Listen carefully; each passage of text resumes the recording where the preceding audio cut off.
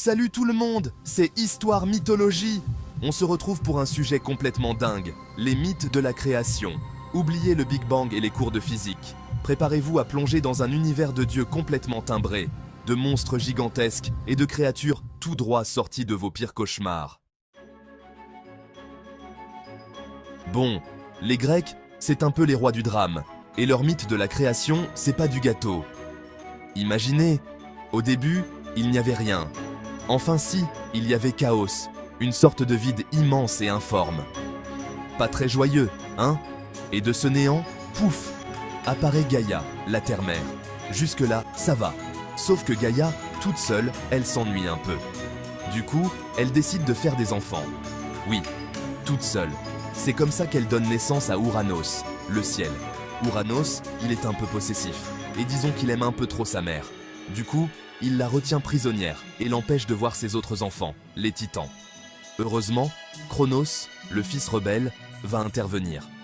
Armé d'une faux, il tranche.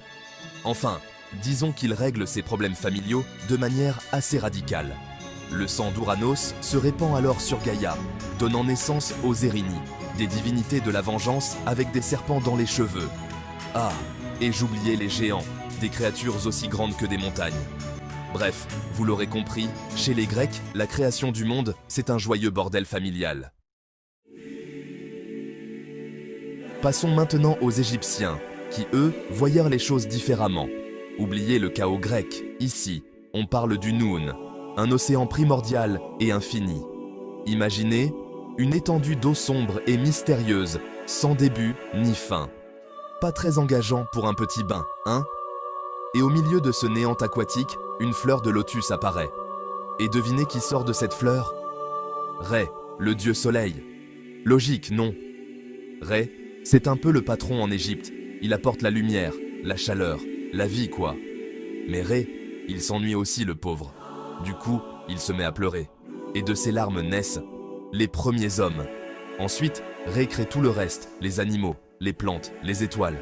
Ah, et j'oubliais le petit détail important. Chaque nuit, Ré doit traverser le monde souterrain et affronter Apophis, le serpent du chaos, pour que le soleil puisse se lever à nouveau. Pas de répit pour les dieux égyptiens. Accrochez-vous bien, on part maintenant dans le Grand Nord avec les Vikings.